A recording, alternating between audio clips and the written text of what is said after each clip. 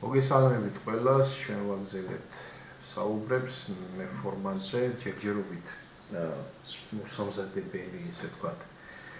პატარ-პატარა თეორიული ნაწილი, მე მგონი ეს არის ბოლო თეორიული ნაწილი და მე უკვე შემდეგზე უეჭველი გადავალთ პრაქტიკულზე რა. ანუ ეხლა რა ხდება? ეხლა დღევანდელი თემა არის პროცესორის მეხსიერება. მეხსიერება პრინციპში ჩვენ ყველა ვარიანტში იცით ალბათ თქვენ რომ არის ოპერატიული მეხსიერება, არის მუდმივი მეხსიერება, ანუ ვინჩესტერსაც უძახიან, მაგრამ თვითონ პროცესორშიც არის მეხსიერებები.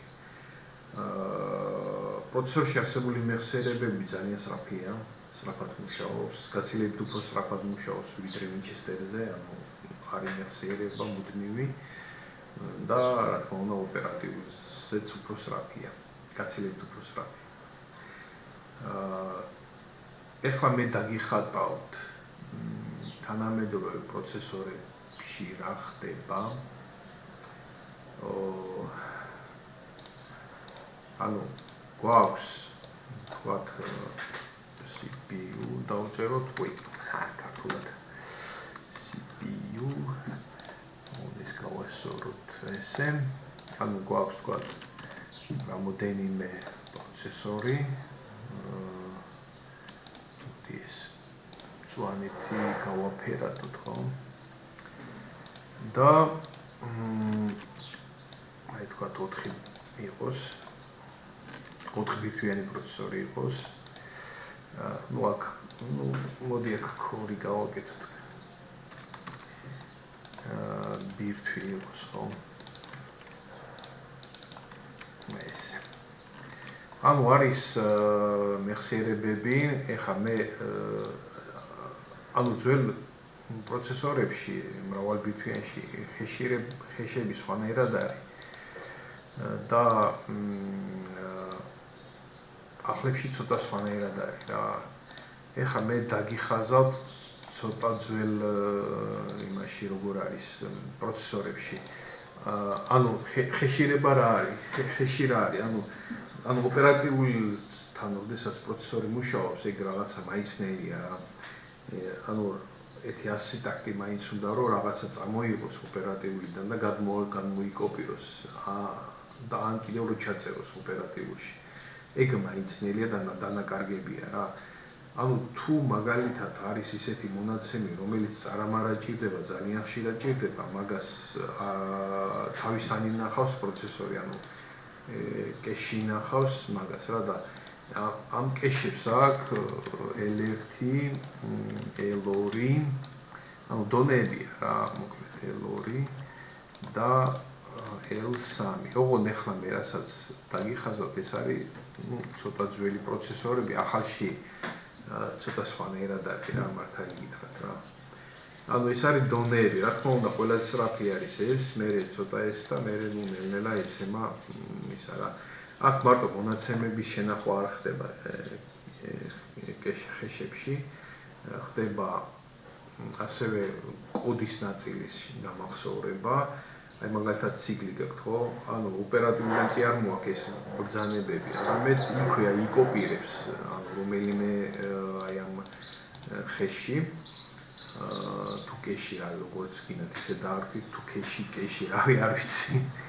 ხო და მოკლედ გადაიკოპირეს, ანუ თუ არის ისეთი მონაცემები ან კოდი, რომელიც განმეორებადია და ხშირად გამოყენებადი, აკოპირებს ხეში, რომ წარამარა არ მიმართოს ოპერატიულს, ოპტიმიზაციაა რა, ანუ უფრო სწრაფად რო იმუშაოს.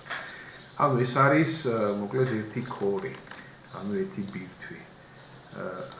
ძველ პროცესორებში გაერთიანებული არის როცა არის პროცესორები, ცოტა სხვანაირად არის აი ესეთი არქიტექტურა ხეშებს. ანუ მოდი ამას ავშლი. მოდი ამას ცოტა. ანუ ეს არის ორი ბირთვი გაერთიანებული. ანუ თითოეულ კორს აქვს L1 დონის ხეში და გაერთიანებული არიან ელორით ეს პროცესორები. ანუ ეს არის ცოტა ძველი არქიტექტურა, მაგრამ აზე რომ მოხვიდეთ, ახალი ცოტა სხვანაირია და უფრო ოპტიმიზირებული. L3 გამოიყენება აი ესეთი რაღაცისთვის, აი მაგალითად ეს არის 4 ბირთვიანი პროცესორი, მაგრამ თუ გვაქვს, მოდი ეს ცოტა უდეს დავაჯგუფებ ამას. აი ეს. მოდი ამასაც დავაჯგუფებ. აი ესე. Ну, მოკლედ, აი თქვა 8 ბირთვიანი როგორ იქნება? Ну, ძველი 8 ბირთვიანი, ახალი ცოტა სხვანაირად არის აქ ხეშები. შეგიძლიათ გითხოთ ხელოვნურ ინტელექტს, რო იცოდეთ, კარგია რა, ანუ უბრალოდ ცოტა ძველს იმოშვები. ну, იქ ეს ელორშია გაერთიანებები სხვადასხვა. ხო, ну, მოკლედ აი ესეთი სიტუაცია გვაქვს, ну, ის ცოტა ძველია არქიტექტურა. და მოკლედ აი 8 ბირთვიანი პროცესორია ეს. ხო, ანუ საერთო არის L3 გამოიყენება, აი მაგალითად არის ხოლმე გლობალური ცვლადი, აი მაგალითად რამოდენიმე ნაკადი თვა გაშვებული და იგივე პროგრამაში, ხო? ერთი ნაკადი თქვა აი ამ კორზეა გაშვებული, მეორე თქვა აი ამ კორზეა გაშვებული და ეს ცვლადი არის თქვა გლობალური, არის ეგეთი სიტუაცია, რომ გლობალურ ცვლადზე მუშაობს, იყენებს რამოდენიმე ნაკადი რა და ამ შემთხვევაში ეს ხეშირება ხდება აი ამ იმისა ქვია მონაცემის, ანუ აქ ხდება ჩაწერა თუ საერთოა და მე ეს ორი მუშაობს ამასთან რა, აი ამ ერთთან. ну, მოკლედ აი ესეთი სიტუაცია არის. ანუ ეს არის მეხსიერებები, სადაც ინახება კოდის ნაწილი და მონაცემები, რომელიც ძალიან ხშირად გამოიყენება. ანუ ეს არის. ეხლა ჩვენ შემდეგზე ასემბლერზე უნდა დავწეროთ პროგრამები, იმიტომ რომ უმაგისოდ ვერაფერს ვერ ვიზავთ ასემბლერის გარეშე. დაჟე ასემბლერიც არ გვეყოფა, ცოტა ქვემოთ მანქანურ ენაზეც უნდა ჩავიდეთ. მოკლედ იმასაც აგიხსნით რა და ну მოკლედ აი ესეთი ისინია რა ვიდ პროცესორი. ეხლა თვითონ აი ამ კორებში არის კიდევ მეხსიერებები, სხვა მეხსიერებებია, მაგრამ ჩვენ რადგანაც ასემბლერზე უნდა დავწეროთ ეს მე ახლა ვისაუბრებ იმ მეხსიერებებზე, რომელიც უშუალოდ ასემბლერის კოდში ხდება ესე ვთქვათ გამოყენება რა. ასემბლერი გეტყვით რაც არის. ეს არის მანქანური ენის ანალოგი, რომელიც ანუ დაპროგრამების ენა, რომელიც ანუ ადამიანისთვის გასაგებია. აი მანქანური ენას კოდს შეხედოთ ვერაფერს ვერ გაიგეთ. ну, თუ გამოცდილები არა ხართ, ну მე მაგალითად ხანდახან ხვდები რა ბრძანება, ხანდახან ვერ ხვდები. თუ ხშირად შეხვდა, მაშინ ხვდები რომ ეს არის ეს ბრძანება. ხო, მაგრამ აი მანქანურ ენაზე რაღაცის დაწერა ძალიან რთული არის, მაგრამ ასემბლერზე არის ადვილი არის, შედაგაცილებთ უფრო ადვილია და ადამიანისთვის გასაგებია ჯერ კიდევ. აი მანქანური ადამიანისთვის არ არის გასაგები. ну, მოკლედ ამაზე მე უკვე შემდეგ ვიდეოზე ვისაუბრებ და მოკლედ პროცესორი ანუ კორებში არის ისეთი მეხსიერება, რომელიც გამოიყენება უშუალოდ თქვა პროგრამის სერისას. ანუ ტექსტში გამოიყენება პირდაპირ ასემბლერის ტექსტში. მოდით ახლა ვისაუბროთ მოკლედ აი ამ მეხსიერებებზე. ეხლა არსებობს ის რა ქვია მეხსიერებები, ეს მეხსიერებები არის 1 ბაიტიანი, 2 ბაიტიანი, 4-იანი, 8 ბაიტიანი და ასე შემდეგ კიდევ არის მე ბაიტიანები. ანუ 8 ბაიტიანი, ანუ ბიტებში რო გითხრათ, ანუ 8 ბაიტი არის 64 ბიტი. არის 128 ბიტიანიც, 256 ბიტიანიც და 512 ბიტიანი მეხსიერებებია რა. მაგრამ ჩვენ გამოვიყენებთ მაქსიმუმ 64 ბიტს რა, მეც არა. ანუ ის მაღალ ბიტიანები ცოტა სხვა რაღაცებში გამოიყენება, ძირითადად გამოთვლებში რა. და მონაცემების პარალელურ დამუშავებაში იმაში გამოიყენება, ჩვენ ახლა მაგ თემასთან არაფერი არ გვაკავშირებს და არც ვისაუბრებთ მაგაზე. მაშინ ну ცალკე ასემბლერის ის უნდა მოგიყვეთ და დასწავლოთ ასემბლერი როგორ და რანაირად არის, მაგრამ ну ანუ ჩვენ თემას ნება რა მოკლედ ვთქვათ რა. მოკლედ მე ახლა ერთ რეგისტრს ვისაუბრებ. ანუ აი ამ მეხსიერებებს ქვია რეგისტრები რა და აი ამ რეგისტრებს აქვს თავისი სახელი. აი ესეთი სიტუაცია არის. მოდით ახლა მე ერთ-ერთ რეგისტრს ავიღებ, აი თქვათ AL რეგისტრი არის 8 ბიტიანი, იგივე 1 ბაიტიანი რეგისტრი. ანუ ეს არის სახელი აქვს პირდაპირ და თქვენ როდესაც ასემბლერზე წერთ პროგრამას, აი ამ სახელებიდან გამომდინარე ურთიერთქმედებთ ამ მეხსიერებებთან. ანუ ეს მეხსიერებები ვისვაა საჭირო. ანუ ყველაზე სწრაფი არის რეგისტრები რა. ანუ ეს ჰეშ-მეხსიერება რა თქმა უნდა სწრაფია, ოპერატიულზე სწრაფია, რამოდენიმე ხო მოკლედ სწრაფია და აი ეს რეგისტრები, რომელიც უშუალოდ თვითონ აი ამ ქორებშია რა. ეს უფრო გაცილებით უფრო სწრაფია. ანუ მაგაზე წდომა უნდა ერთ ტაქტში ხდება წდომა რა, წკავ. ანუ სწრაფად ხდება რა. იგივე გამოთვლებით სწრაფია ასეთ იმასთან რა ქვია, მეხსიერებაში როცა არის რაიმე გამოთვლებით სწრაფად მიდის. ნუ მოკლედ ეს არის 2 ცალი 8 ბიტიანი, ანუ თითო ბაიტიანი რეგისტრებია რა. ხო, ეს 2 გაერთიანებული არის და მიიღება AX, ნუ მე AX ვეძახი ხოლმე. შეიძლება მოდი AX დავარქმევ რა, ანუ AX-ი უფრო სწორია, მაგრამ ნუ მოკლედ მაპატიეთ, ანუ ესე ვარ შეჩეული. ანუ ეს 2 რეგისტრი არის გაერთიანებული და მიიღება, ანუ თითო ბაიტიანი რეგისტრებია გაერთიანებული და მიიღება 2 ბაიტიანი რეგისტრი, რომელსაც AX-ი ქვია. ანუ L და H-ი რას ნიშნავს, ანუ low high, ანუ ქვემო და ზემო რა, აი მაგიდან გამომდინარე. ეს X-ი რას ნიშნავს, აზე არა ვარ მართალი გითხრათ. ანუ მოკლედ აი ესეთი სიტუაცია გვაქვს. ანუ როდესაც ინტელის პროცესორები, ეს რეგისტრები საიდან მოდის, ანუ ინტელის პროცესორი როდესაც იყო 16 ბიტიანი, აი მაშინ გამოჩნდა ეს რეგისტრი აი ესა. და მანამდე ინტელის პროცესორი იყო 8 ბიტიანი. უპირველი იყო 4 ბიტიანი იყო საერთოდ რა, არ ვიცი. შეიძლება იცით, მაგრამ ნუ ესეთი სიტუაცია არის. ეხლა უყურეთ, აი ამ რეგისტრს დაუმატეს კიდევ ერთი ცალი 2 ბაიტიანი. ანუ 2 ბაიტი დაუმატეს, მოდი ამას წავშლი.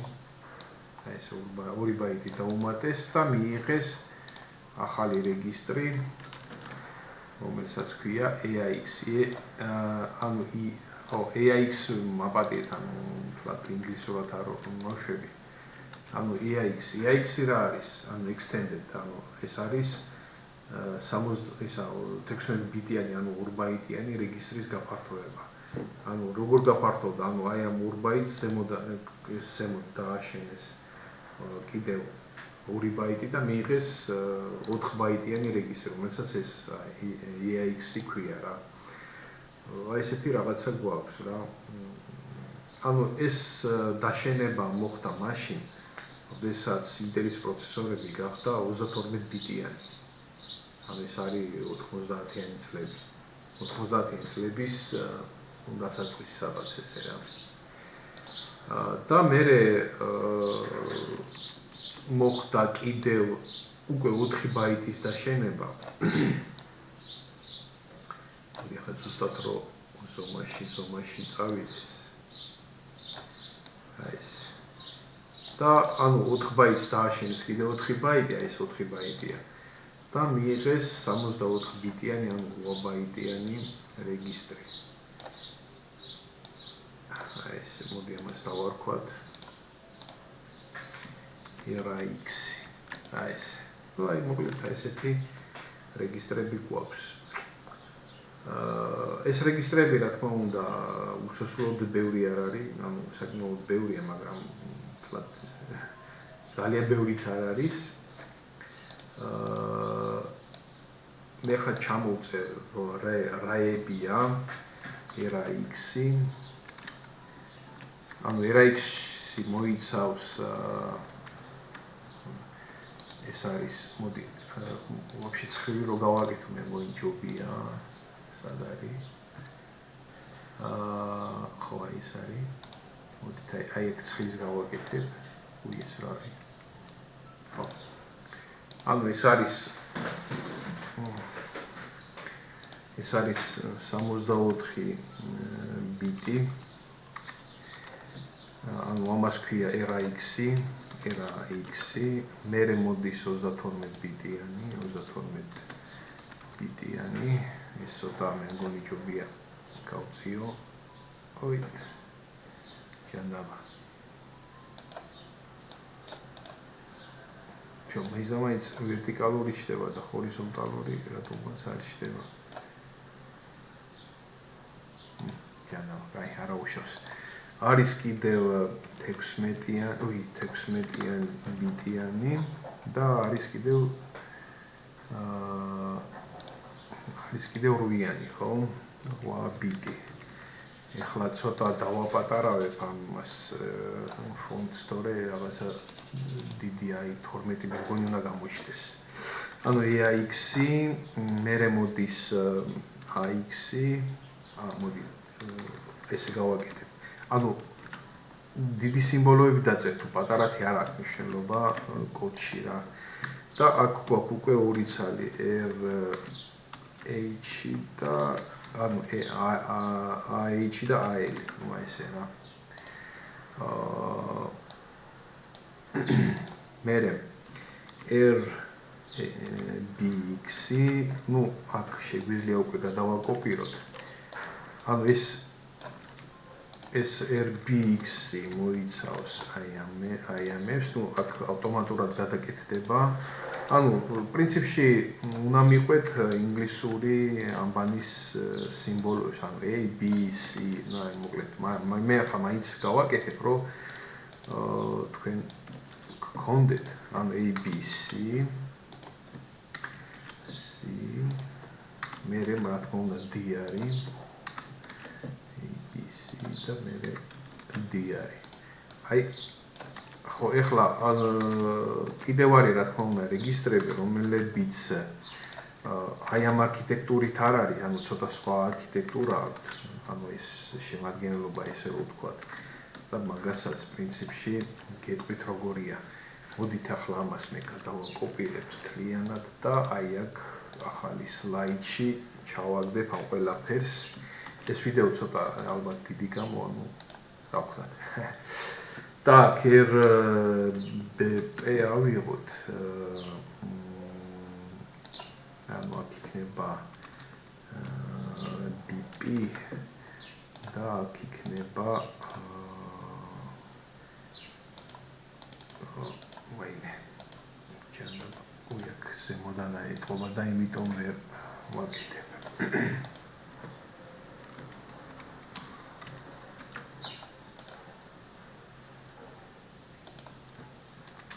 და BPL-ია მე მგონი რა. ანუ აღარ მახსოვს მართალი გითხრათ. ანუ ზუსტად აღარ მახსოვს BPL-ია მე მგონი აი ბოლოში. ну თქვენ შეგიძლიათ დაგუგლოთ ეხლა ესე პირად არ მახსოვს, იმიტომ რომ ეს BPL რეგისტრის პირადად მე ავი არც გამომიყენებია და არც ჭირდება მართალი გითხრა, მაგრამ ну რომ ვიცოდეთ მაგისთვის პრინციპში ცუდი არ იქნება. აი ესეთია რა მოკლედ რა. ეს დავდოთ თავის ადგილას. აი ეს. ხო ანუ აქ რა თქმა უნდა შეიძლება RBP, BP,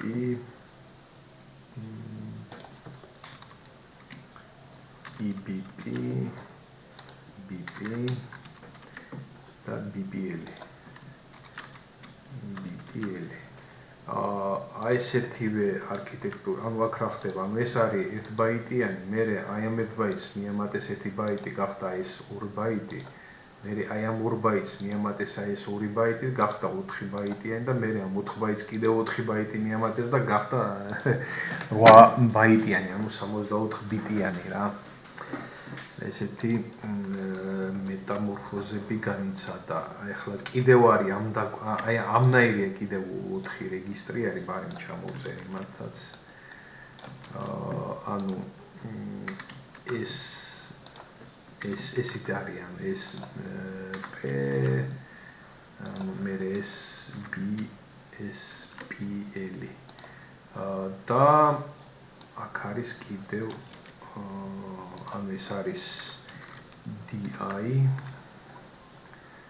ხო ანუ ეხლა მე ვაჯგუფებ რეგისტრებს რომლებსაც ერთი და იგივე არქიტექტურა ანუ შედგენილია ერთი და იგივენაირად ვაი ელი და აი ამ ნაწილში შეიძლება რაღაცა არასწორად წერ მაგრამ ნახეთ რა თქვენ მე მგონი არ გაგიჭირდებათ რომ შეეკითხოთ ხელოვნური ინტელექტს უბრალოდ ხა მე არ მახსოვს რა BI არა მაპატით ესია SI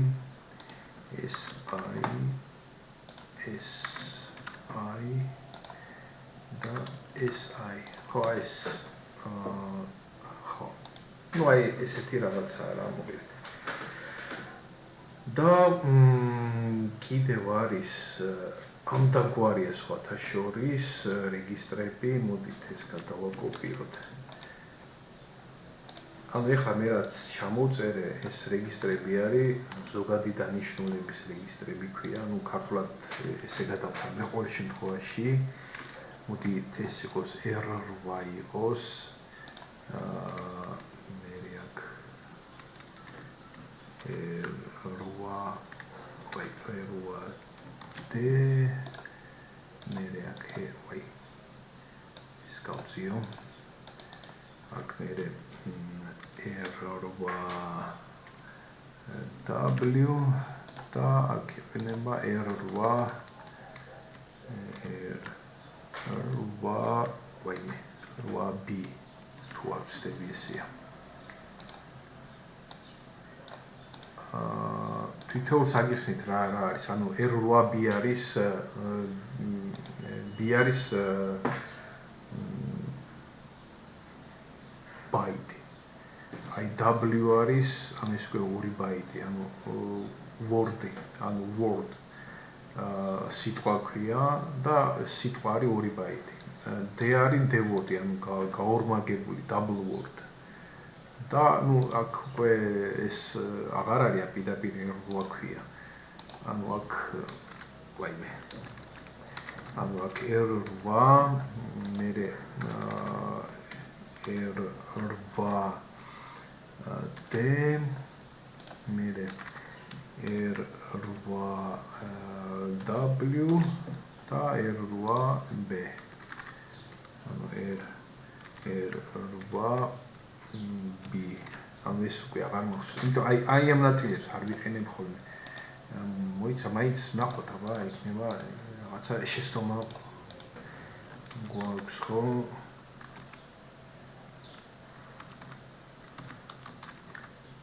მე მგონი აბა ხო აი სორია ხო კი სორია მოგეთ სწორად დავწერე რა ხო ამ დაგვარი გვაქვს კიდევ ეხლა მე ყველას აღარ ჩამოვწერ მართალით ან მეზარება კიდეც აი ესე ანუ 8 9 ანუ 9-ები მე ჩაწერო 9 მე აქ არის 10 ну მე მგონი გასაგებია ხო აი როგორც არის 10 და კიდევ